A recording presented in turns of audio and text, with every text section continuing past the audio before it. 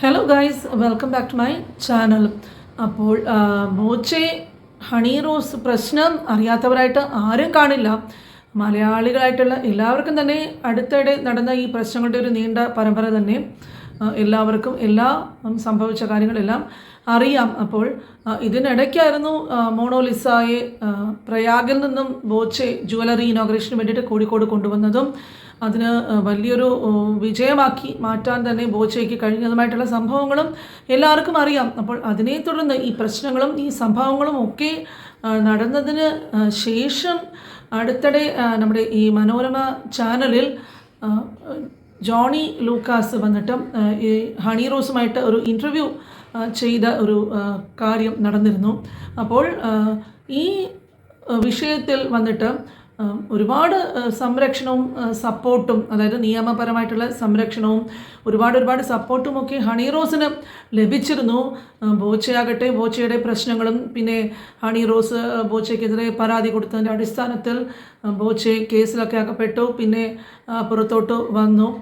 അത് കഴിഞ്ഞിട്ട് ആ സംഭവങ്ങളൊക്കെ കഴിഞ്ഞതിന് ശേഷമായിരുന്നു മോണോലിസയെ ഈ ജ്വല്ലറി ഇനോഗ്രേഷന് വേണ്ടിയിട്ട് കോഴിക്കോട് കൊണ്ടുവന്ന കാര്യങ്ങളും ആ ഒരു ചടങ്ങ് ഗംഭീരമായിട്ട് തന്നെ നടന്നിരുന്നു.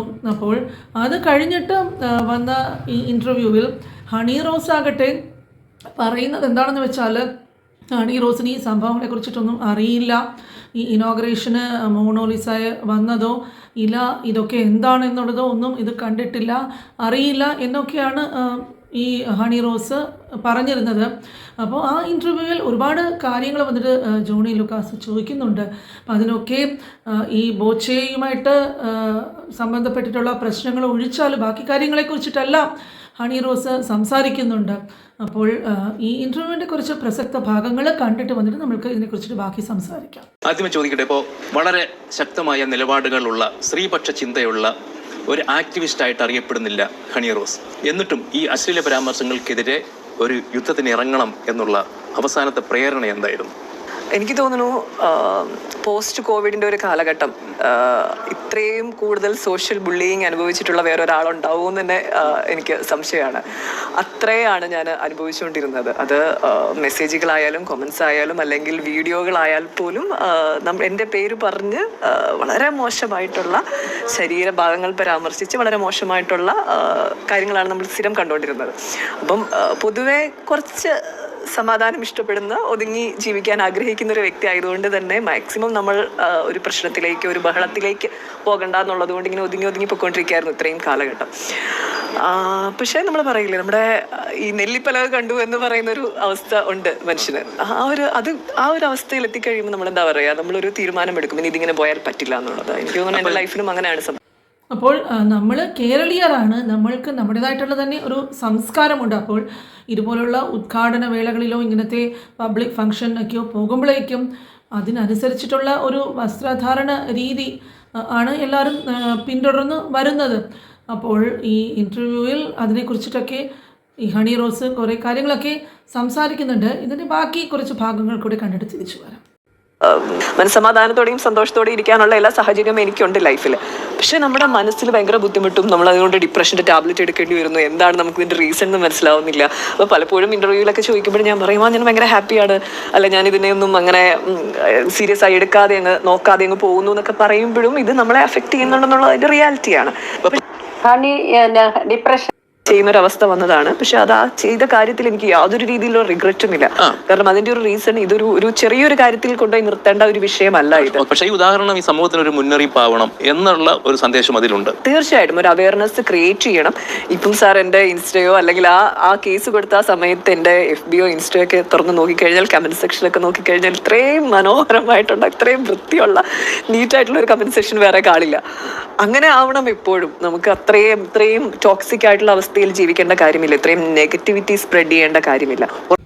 അപ്പോൾ ഹണി റോസ് എന്താണ് ഇവിടെ പറയുന്നതെന്ന് പറഞ്ഞാൽ, ഈ സോഷ്യൽ മീഡിയയിലൊക്കെ കൂടെ ഹണി റോസിന് ഒരുപാട് രീതിയിലുള്ള ബുള്ളിങ്ങും അതുപോലെയുള്ള വളരെ മോശപ്പെട്ട നെഗറ്റീവ് കമൻസും ഒക്കെ ധാരാളം കേൾക്കേണ്ടി വന്നിട്ടുണ്ട്. ഒരു പക്ഷേ ഇത്രയധികം ഈ ഒരു ബുള്ളിങ്ങിന് ഇരയായിട്ടുള്ള വേറൊരു വ്യക്തി ഉണ്ടായിരിക്കില്ല എന്നും ഹണി റോസ് പറയുന്നുണ്ട്. മാത്രവുമല്ല, ഇതുപോലെ ഒരുപാട് കാലം ഇങ്ങനത്തെ ബുള്ളിങ്ങും ഇതുപോലത്തെ നെഗറ്റീവ് കമൻസും ഈ മാസ്സായിട്ടുള്ള അറ്റാക്കും ഒക്കെ സഹിച്ചും ക്ഷമിച്ചുമൊക്കെ മുമ്പോട്ട് പോയ സമയത്ത് ഒരു സ്ഥിതി എത്തിയപ്പോഴേക്കും പ്രതികരിക്കാൻ പറ്റാതെ, അതായത് ഇപ്പോൾ പറയുന്ന പോലെ തളർന്ന് കിടക്കുന്ന ഒരാൾ പോലും എണീറ്റിട്ട് അടിക്കും എന്ന് പറയുന്ന ഒരു സ്ഥിതി, അത്രയ്ക്ക് ക്ഷമിച്ചിട്ട് മുമ്പോട്ട് പോയിട്ടൊരു സ്ഥിതി എത്തിയപ്പോഴേക്കും ക്ഷമിക്കാൻ പറ്റാത്ത ഒരു നില വന്നപ്പോഴേക്കുമാണ് തിരിച്ച് പ്രതികരിക്കാനായിട്ട് തീരുമാനിച്ചത്. അങ്ങനെയൊക്കെയാണ് ഈ കേസിൻ്റെ പിറകെയൊക്കെ പോകാനുള്ള സാഹചര്യം എന്നുമാണ് പുള്ളിക്കാരി പറയുന്നത്. ഈ സൈബറിടത്തെ ലൈംഗിക പരാമർശങ്ങൾക്കെതിരെയായിരുന്നു. പക്ഷെ അതിനുശേഷമുള്ള ചർച്ചകൾ പലതും ഈ വസ്ത്രധാരണത്തെ കുറിച്ചായിപ്പോയി. വസ്ത്രം അങ്ങനെ ധരിക്കാവോ എന്നുള്ളത് അത് മനഃപൂർവ്വം വഴിതിരിച്ചു വിട്ടതായിട്ട് തോന്നുന്നുണ്ടോ? തീർച്ചയായിട്ടും. കാരണം നമ്മൾ പറയില്ലേ, പണ്ടത്തെ ഒരു പഴഞ്ചൊല്ലുണ്ട്, ചക്കെന്ന് പറയുമ്പോൾ കൊക്കെന്ന് കേൾക്കുമെന്നുള്ള രീതിയിൽ. അത് കേൾക്കുന്നതല്ല, അതങ്ങനെ ആക്കാൻ ശ്രമിക്കുന്നതാണ്. നമ്മൾ പറയുന്നത് സൈബർ ഇടങ്ങളിൽ നമ്മൾ ഏറ്റവും മോശമായിട്ട് എക്സ്പീരിയൻസ് ചെയ്യുന്ന ഏറ്റവും വലിയൊരു ക്രൈമിനെതിരെയാണ് നമ്മൾ സംസാരിച്ചിരിക്കുന്നത്, അല്ലെങ്കിൽ നമ്മൾ പരാതിപ്പെട്ടേക്കുന്നത്. പക്ഷേ അത് വളരെ മനോഹരമായിട്ട് ഒരു വസ്ത്രത്തിന്റെ പേരിൽ, വസ്ത്രം മോശമായതുകൊണ്ടാണ് ഇവർ ഇങ്ങനെ അനുഭവിക്കേണ്ടി വന്നതെന്നുള്ള രീതിയിൽ ചെറുതായിട്ട് ഡൈവേർട്ട് ചെയ്ത് വളരെ മനോഹരമായിട്ട് മാനിപ്പുലേറ്റ് ചെയ്യുകയാണ് ചെയ്യുന്നത്. ഒരിക്കലുമല്ല, എൻ്റെ വസ്ത്രത്തിൽ പ്രശ്നമുണ്ട് എന്നുണ്ടെങ്കിൽ അത് തീർത്തും വ്യത്യസ്തമായ ഒരു വിഷയമാണ്, നമുക്കത് ചർച്ച ചെയ്യുന്നതിന് പ്രശ്നമില്ല. ഈ വസ്ത്രം, നല്ല വസ്ത്രം ഇടുന്ന ആളുകളും ഇത് കേൾക്കുന്നുണ്ട്.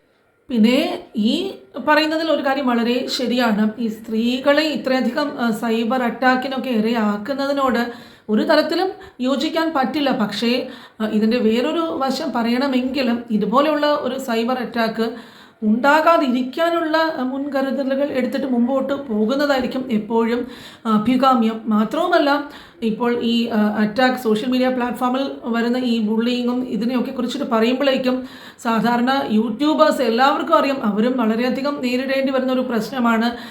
ഇങ്ങനെ വന്നിട്ട് ഈ സോഷ്യൽ മീഡിയയിൽ വന്നിട്ട് ഓരോരുത്തരും വളരെ മോശപ്പെട്ട കമൻസൊക്കെ പറയുകയും, അതായത് ഒരാളുടെ വീഡിയോ വന്നിട്ട് മുഴുവനും കാണുക പോലും ചെയ്യാതെ എടുത്ത് ചാടി അതിനെക്കുറിച്ചിട്ട് എന്താണെന്ന് പോലും നോക്കാതെ വായിൽ വരുന്നതൊക്കെ വിളിച്ച് പറയുകയും മോശപ്പെട്ട കമൻസൊക്കെ ഇടുകയും ഒരു രീതിയിലും സഹിക്കാൻ പറ്റാതെ അവരെ മാനസികമായിട്ട് തകർക്കുകയും ചെയ്യുക എന്നുള്ളൊരു ഉദ്ദേശത്തോടെ നടക്കുന്ന ധാരാളം പേര് ഇതിനിടയിലുണ്ട്. അപ്പോൾ എല്ലാവർക്കും നേരിടേണ്ടി വരുന്ന ഒരു പ്രശ്നം തന്നെയാണ് ഈ ഒരു സൈബർ ബുള്ളിങ്, ഇല്ലെങ്കിൽ ഈ സോഷ്യൽ മീഡിയ പ്ലാറ്റ്ഫോമിൽ വരുന്ന ഈ നെഗറ്റീവ് കമൻസും ഈ ബുള്ളിങ് ആയിട്ടുള്ള കാര്യങ്ങളൊക്കെ. കൂടെ വനിതാ കമ്മീഷനുണ്ട്, യുവജന കമ്മീഷനുണ്ട്, 99% മാധ്യമങ്ങളുണ്ട്. എന്നാൽ രാഹുൽ ഈശ്വർ അടക്കം ചില ആൾക്കാർ പറയുന്ന അഭിപ്രായങ്ങൾക്കാണ് കേരളീയ സമൂഹത്തിന്റെ 90% പിന്തുണ നൽകുന്നത്. എന്തുകൊണ്ടാണ്? ഹണി റോസ് ആലോചിച്ചിട്ടുണ്ട്. അതായത് കേരളത്തിന്റെ സർവശക്തനായ മുഖ്യമന്ത്രി, 99% മാധ്യമങ്ങൾ, ഹണി റോസ് ഒന്നും വലിയ പോരാട്ടത്തിലാണെന്നാണ് പറയുന്നത്, 99% മാധ്യമങ്ങൾ, വനിതാ കമ്മീഷൻ, യുവജന കമ്മീഷൻ, ഈ നാട്ടിലെ എല്ലാ എസ്റ്റാബ്ലിഷ്മെന്റും ഹണി റോസിന്റെ കൂടെ നിന്നിട്ടും രാഹുൽ ഈശ്വർ അടക്കമുള്ള വിരൽ എണ്ണാവുന്ന ആൾക്കാർ എതിർത്ത് ഈ ഹണി റോസിന്റെ നിലപാടിനെ സംസാരിച്ചപ്പോൾ കേരളീയ സമൂഹത്തിന്റെ 90% ഞങ്ങൾക്കൊപ്പം നിന്നത് ഞങ്ങൾ പറയുന്ന സത്യമാണെന്നുകൊണ്ടാണ്, മര്യാദയാണെന്നുള്ളതുകൊണ്ടാണ്, സഭ്യതയാണെന്നുള്ളതുകൊണ്ടാണ്, സംസ്കാരമാണെന്നുള്ളതുകൊണ്ടാണ്. കണ്ണടച്ച ഇരുട്ടാവില്ല ഹണി റോസ്. ഹണി റോസ് അത് മനസ്സിലാക്കി.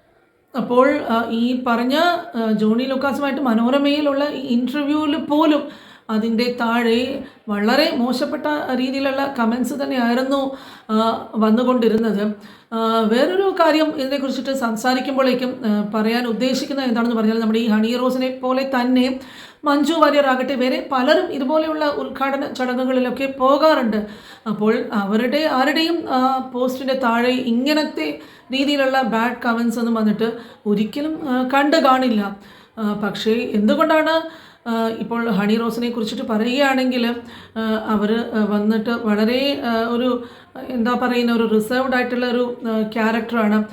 അങ്ങനെ എപ്പോഴും പുഞ്ചിരിക്കുന്ന ഒരു മുഖവും, അപ്പോൾ അതുപോലെ ഇങ്ങനെ ആരെയും വെറുപ്പിക്കാത്ത രീതിയിലുള്ളൊരു സ്വഭാവവും ഒക്കെ ആണെങ്കിൽ പോലും എന്തുകൊണ്ടാണ് ഹണി റോസിന് മാത്രം ഇങ്ങനെ ധാരാളം ജനങ്ങൾ ഇവർക്ക് എതിരെ ഇങ്ങനെ നിൽക്കുന്നത്, എന്തുകൊണ്ടാണ് ഇങ്ങനെ കമൻറ്റ് ചെയ്യുന്നത് എന്ന് ഉള്ളൊരു സത്യം അവർക്ക് മനസ്സിലാകുന്നില്ല എന്നാണ് ഈ വീഡിയോ ക്ലിപ്പിംഗ്സ് ഒക്കെ കാണുമ്പോഴേക്കും തോന്നുന്നത്.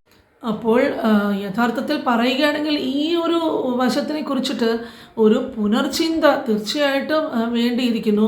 പിന്നെ ഇതിനിടയിലാകട്ടെ ഹണി റോസ് വന്നിട്ട് തനിക്ക് നേരിടേണ്ടി വന്ന ഒരു ഡിപ്രഷനെ കുറിച്ചിട്ടും മാനസികമായിട്ട് ഏറ്റ ഒരു വിഷമത്തിനെ കുറിച്ചിട്ടും ഒക്കെ ഇതിനകത്ത് സംസാരിക്കുന്നുണ്ട്. അപ്പോൾ അതിനെക്കുറിച്ചിട്ട് പുള്ളിക്കാരി എന്താണ് പറയുന്നത് എന്ന് കേട്ടിട്ട് തിരിച്ചു വരാം. അപ്പോൾ ഹണി റോസ് എന്താണ് പറയുന്നതെന്ന് പറഞ്ഞാൽ സന്തോഷവും സമാധാനപരവുമായിട്ട് ഉള്ളൊരു ജീവിതം, തീർച്ചയായിട്ടും അത് അങ്ങനെയുള്ളൊരു ജീവിതം നയിക്കാൻ പറ്റിയ ഒരു സാഹചര്യം തന്നെയാണ് ഹണി റോസിൻ്റേത്. പിന്നെ സൈബർ അറ്റാക്കിനെ കുറിച്ചിട്ടും ഈ ബുള്ളിങ്ങിനെ കുറിച്ചിട്ടൊന്നും ഒക്കെ ഹണി റോസ് പറയുന്നുണ്ടെങ്കിലും എന്താണ് ഇതിൻ്റെ കാരണം എന്നുള്ളത് ഹണി റോസിന് വ്യക്തമാകുന്നില്ല. പിന്നെ ഈ ഡ്രസ്സിങ് സ്റ്റൈലൊക്കെ അവരവരുടെ അഭിരുചിക്ക് അനുസരിച്ചിട്ട് ചെയ്യാം, മറ്റുള്ളവർക്ക് അതിൽ ഒന്നും പറയാനായിട്ട് യാതൊരു അവകാശവുമില്ല. ഇതൊക്കെ ശരിയാണെങ്കിലും ഈ ജനങ്ങളൊക്കെ ഇതിനെതിരെ ഓരോന്നൊക്കെ പറയുമ്പോഴേക്കും ഇതാണ് തനിക്ക് വരുന്ന മാനസികമായിട്ടുള്ള ആ ഒരു ഡിപ്രഷൻ്റെ കാരണം എന്നുള്ളത് പുള്ളിക്കാരിക്ക് മനസ്സിലാകുന്നില്ല എന്ന് തോന്നുന്നു.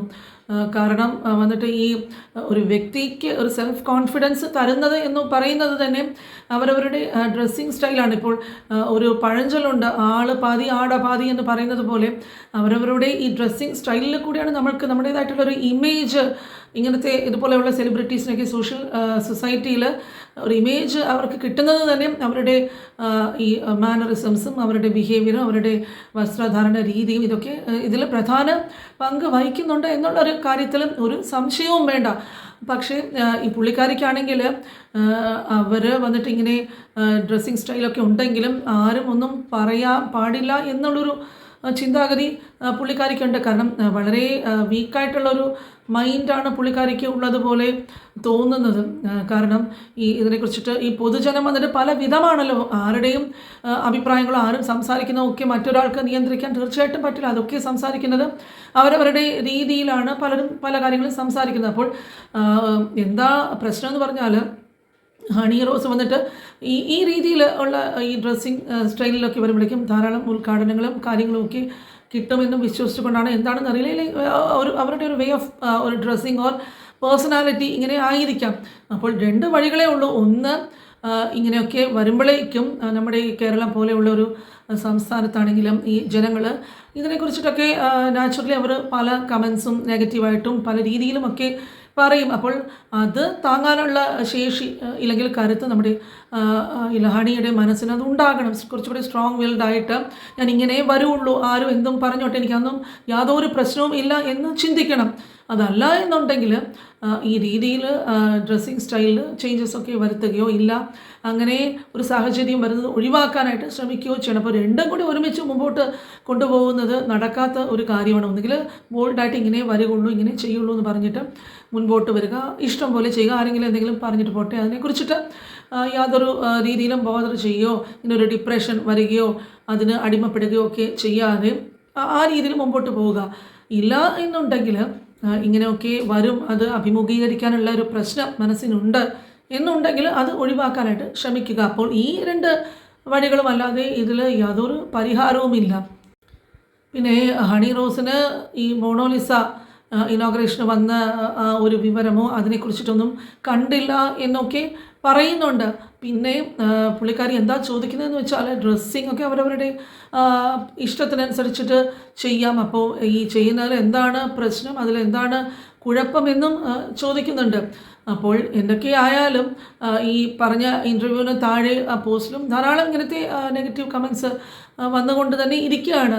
വേറൊരു കാര്യം ഇതിൽ ആലോചിച്ചാൽ എന്തുകൊണ്ടാണ് ഈ മഞ്ജു വാര്യർ അതുപോലെ ധാരാളം പേര് ഇങ്ങനത്തെ ഇനോഗ്രേഷൻ ഫംഗ്ഷന് വരുന്നവർക്കൊക്കെ ഇങ്ങനത്തെ ഒരു അറ്റാക്ക്, കാരണം ഒരു പക്ഷേ ഈ മഞ്ജു വാര്യർക്കെതിരെയോ ആരെങ്കിലും ഇങ്ങനത്തെ ഒരു രീതിയിലൊക്കെ എന്തെങ്കിലുമൊക്കെ പറഞ്ഞാലും എപ്പോഴും പൊതുജനത്തിൻ്റെ സപ്പോർട്ട് എപ്പോഴും മഞ്ജുവിൻ്റെ കൂടെ തന്നെ ഉണ്ടാകും.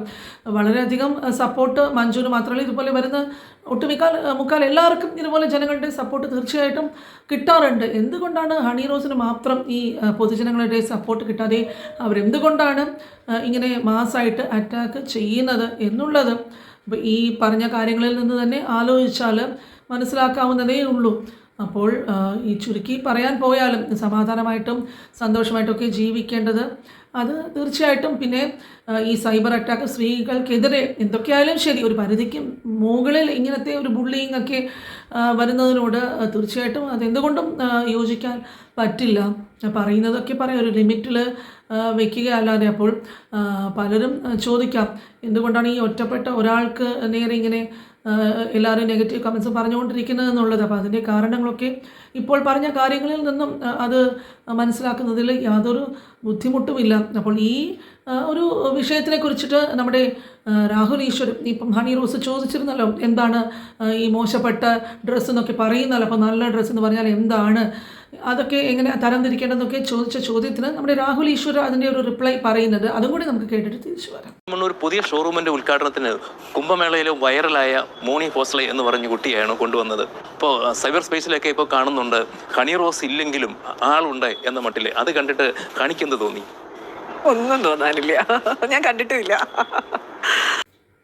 അപ്പോൾ പുള്ളിക്കാരി എന്താണ് ചോദിക്കുന്നതെന്ന് പറഞ്ഞാൽ, ഒരാളുടെ പേഴ്സണാലിറ്റീനെ വിലയിരുത്തുന്നത് ആ വ്യക്തിയുടെ ഡ്രസ്സിങ് സ്റ്റൈല് ബേസ് ചെയ്തിട്ടാണോ എന്നാണ് പുള്ളിക്കാരി ചോദിക്കുന്നത്. അപ്പോൾ ഈ പറയുന്നതെല്ലാം വെച്ച് നോക്കിയാൽ സാധാരണ ഈ കമൻസ്, ഒരുപാട് ഈ ബാഡ് കമൻസ് ഇങ്ങനെ വന്നുകൊണ്ടേയിരിക്കണം, തുടർച്ചയായിട്ട് ഇങ്ങനെ അത് നിൽക്കുന്നേ ഇല്ല. ഇപ്പോൾ ബോച്ചയുടെ ഡബിൾ മീനിങ്ങിനെതിരെ ആകട്ടെ, ഇങ്ങനെ സ്ത്രീകളോടൊക്കെ ഇങ്ങനെ ഈ രീതിയിൽ സംസാരിക്കുന്നതിനെതിരെയൊക്കെ പറയുമ്പോഴും അതൊക്കെ എല്ലാ ജനങ്ങളും വന്ന് സപ്പോർട്ട് ചെയ്യാറുണ്ട്. പക്ഷേ ഈ ഒരു വിഷയത്തിൽ മാത്രം ഇപ്പോഴും വന്നിട്ട് ഈ വിമർശനങ്ങളുടെ ഒരു നീണ്ട ഒരു പരമ്പര തന്നെയാണ് ഇപ്പോഴും വന്നുകൊണ്ടിരിക്കുന്നത്.